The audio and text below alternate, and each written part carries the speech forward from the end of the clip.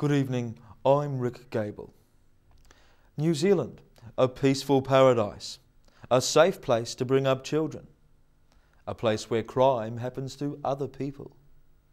Or is it? Tonight on 60 Seconds, we bring you an exclusive on daylight robbery. It was an ordinary day, much like this. And ordinary people were going through their ordinary lives, when suddenly their world was thrown into mayhem, turmoil, and degradation.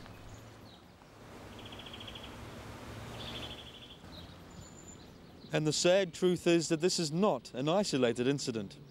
It's a disturbing trend that threatens to unravel the very fibre of our society.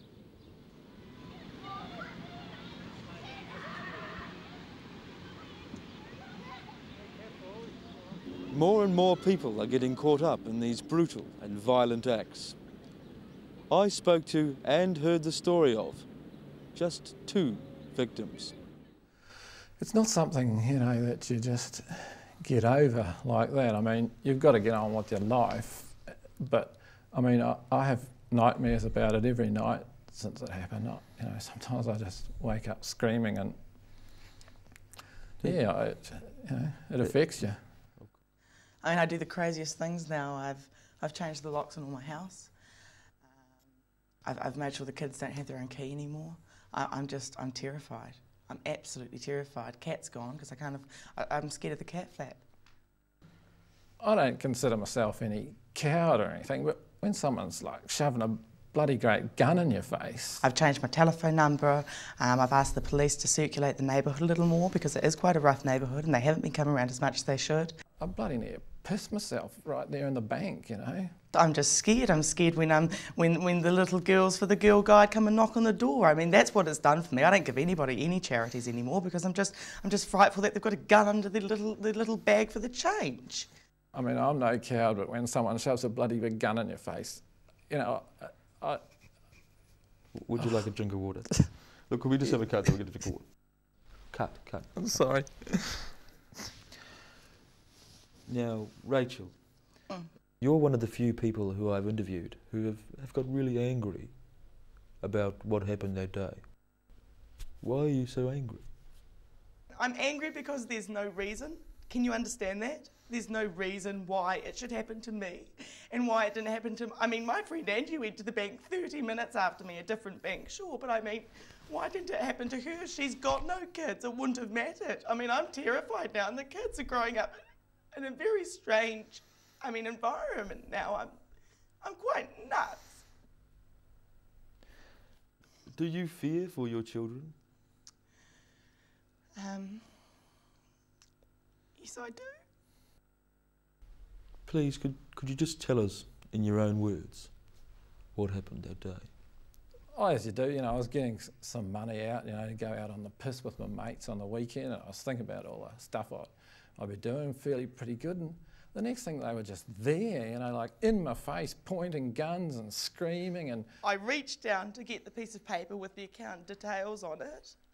I pulled it out. By the time I pulled it out, there was a person, a woman, on top of me. I fell back. Couldn't reason. Just do anything. Name? Joe.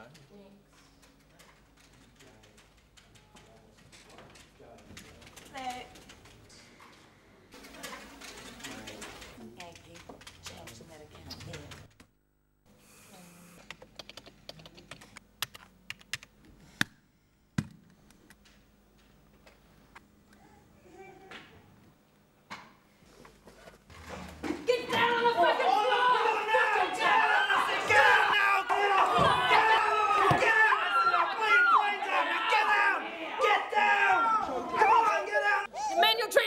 Fees, you better pay them now. Blow your fucking brains out. You've abused your overdraft facility. Penalty fee. I'm taking your bank fees now. All those F-plus transactions, will they add up? And all the time that you use other banks' ATMs, will we charge double for that? I'm sorry. Something like that, you know, it happens to you. It just doesn't go away, you know. I've been waking up every night since it happened I've had nightmares about it, and you know, but you've got to get on with your life and try and put it behind you. I've really questioned God, why this happened to me. Why a woman like me, who leads a very normal life, gets such a violent influx. I just find it really unfair.